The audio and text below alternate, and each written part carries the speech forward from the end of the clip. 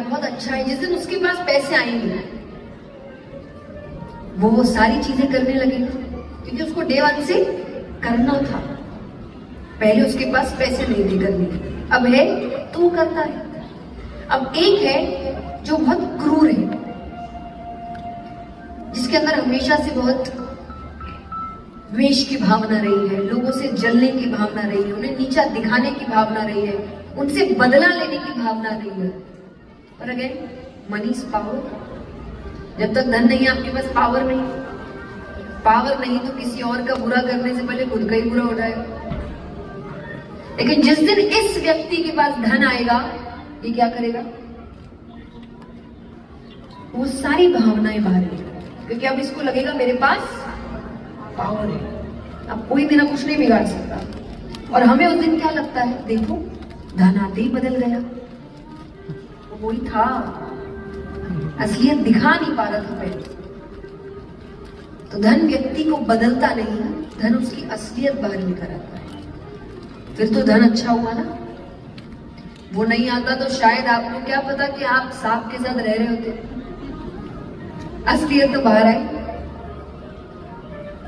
तो आध्यात्मिकता धन छोड़ने को नहीं कहती, धन का सही इस्तेमाल करने को कहती। उस बच्चे ने बहुत अच्छी बात बताई कि जो देश की सेवा करे, जो देश के लिए कुछ करे, वो आध्यात्मिक। मैं हमेशा एक बात कहती हूँ कि मेरी नजर में एक डॉक्टर अगर अपना काम अच्छे से कर रहा है, लोगों का इलाज अच्छे से कर रहा है, ईमानदारी रख रहा है अपने काम में, वो आध्यात्मिक है। उसके लिए उसको पूजा करने की जरूरत नहीं है, उसके कर्म ने उसको आध्यात्मिक बना दिया। एक शिक्षक अगर शिक्षा अच्छे से दे रहे हैं, बच्चों के अंदर शिक्षा, संस्कार, संस्कृति लाने की कोशिश कर रहे हैं, वो शिक्षक आध्यात्मिक है।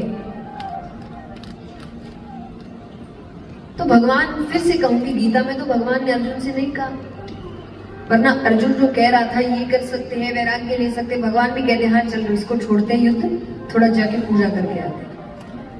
कहा क्या भगवान?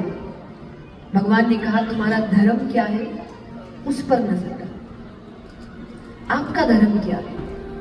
जब आज हम पर्पस की बात करते हैं ना, फाइंड योर पर्पस, ये सारे आपके ही शब्द लिए हुए हैं। धर्म मतलब ये नहीं होता कि मैं हिंदू हूं, वो ये है, मैं, धर्म है जो धारण करने लायक है। इसीलिए सनातन धर्म कहा गया, नेवर एंडिंग, कि कर्म नेवर एंडिंग होते हैं। हाँ कि ना?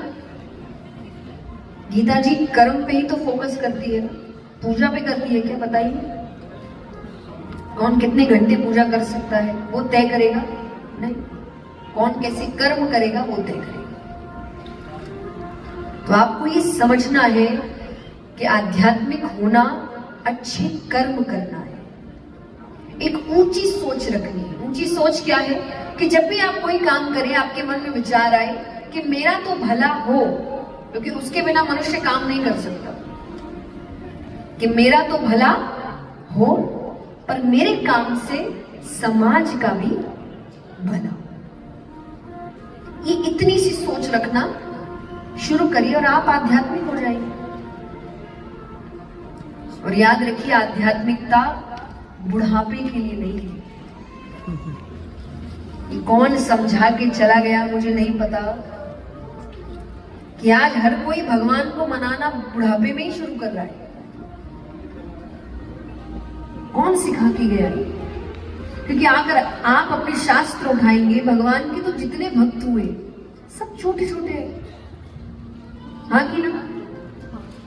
मीराबाई कब भक्त बनी? छोटी सी। ध्रुव जी, प्रहलाद जी, ये सब छोटे छोटे थे।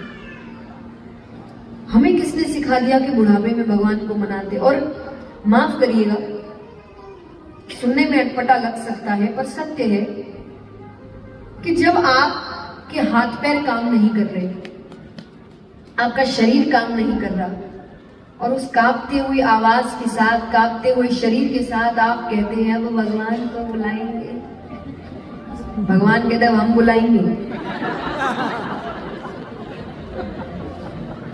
तुम्हारा टाइम गया बुलाने का, मेरा टाइम है।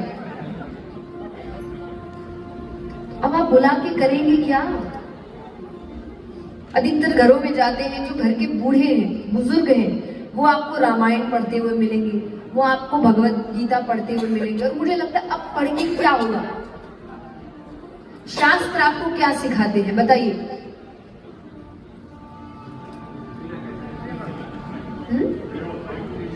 जीना कैसे, आप जिंदगी जीते कैसे, how to live your life, correct? आप जीना सीख कब रहे हैं? जब जीवन ही खत्म। अब आप सीख के करेंगे क्या? अब पछतावा करने के अलावा आपके पास कोई और ऑप्शन नहीं है कि मुझे क्या करना था, मैंने क्या किया। पूरी जिंदगी व्यर्थ कर दी, जबकि मैं जिंदगी में कितना कुछ सही कर सकता था। तो आध्यात्मिकता युवाओं के लिए, मैंने कहा ना गीता जी पढ़िए। ये बात कह सकती हूँ पहली दूसरी बार हो सकता है कुछ समझ नहीं आया, मुझे तक नहीं आया, जबकि मेरा जीवन बचपन से आध्यात्मिकता की ओर है। पर मैंने जब पहली बार गीता जी पढ़ी, मेरा पहला रिएक्शन था ये आज के समय में हो ही कैसे सकता है, ये तो बिल्कुल भी रिलेटेबल नहीं है। दूसरी बार हल्की फुल्की बातें दिमाग में घुस रही थी। चौथी पांचवी बार तो लगा कि हर बात मेरे लिए लिखी गई है। और ये सच है ना, क्योंकि गीता जी किसके शब्द हैं? भगवान के। आज हमसे थोड़ा भी कोई समझदार हो तो उनसे भी हमारा दिमाग नहीं मिल पाता। ये सुनो, वो भगवान है, उनकी बात अगर एक बार में समझ आ गई, हम भगवान नहीं बन गए। समय लगेगा ना, और समय देना पड़ेगा। और समय देने के लिए समय होना भी चाहिए। बुढ़ापे में भक्ति शुरू करेंगे, बुढ़ापे में अध्यात्म शुरू करेंगे, आपके पास समय ही नहीं होगा देने के लिए। तो जैसा मैंने कहा, हर भक्त तो बचपन में, शबरी माता, उनका बचपन छोड़ी, उन्होंने तो एक जन्म पहले से भक्ति करनी शुरू कर दी थी। सब भक्ति करते हैं। जब भगवान से भाव जुड़ते हैं तभी व्यक्ति आध्यात्मिकता की ओर बढ़ता है। क्योंकि एक बात हमेशा याद रखिए, कई आज एक बात चलने लग गई है, कई युवा कहते हैं कि I am spiritual but not religious. ये ना आध्यात्मिकता के पड़ाव पे जाने के बाद पता चलता है दोनों इंटरकनेक्टेड है। पर वही बात है कि व्यक्ति कह रहा है इस हाईवे से नहीं आऊंगा, उस तरीके से आऊंगा। भगवान के पहुंचेगा तो एक ही जगह, कोई भी हाईवे पकड़। पर वो आपकी इच्छा है, यानी वो आजादी भगवान ने आपको दी है। पर वो तभी हो सकता है जब आप बचपन से वो कार्य शुरू करें। शबरी माता ने बचपन से भक्ति शुरू करी, और ऐसा नहीं उनका जीवन बहुत आसान था, बहुत कठिन। आज जब व्यक्ति कहते हैं ना कि आजकल भगवान नहीं आते, गया वो समय जब भगवान भक्त के लिए आ जाते थे, करेक्ट? नहीं आते। आजकल भगवान नहीं आते क्योंकि आजकल वैसे भक्त भी नहीं। वैसे भक्त आज हो जाए तो भगवान आज भी आ जाए। हम जितना स्वार्थ लेके चल रहे हैं ना, भगवान का आना बहुत मुश्किल है। क्योंकि भगवान को पता भी नहीं कि ये प्रेम से बुला रहा है कि काम करने बुला रहा है। पता चला आया और कहने का प्यार व्यार तो नहीं था, ये काम पूरा करना था, थोड़ा कर दीजिए। भक्त ऐसे नहीं होते। भक्ति का पहला कदम है समर्पण। समर्पण यानी सरेंडर। भगवान को सब कुछ दे दीजिए और फिर देखिए वो कैसे नहीं आते।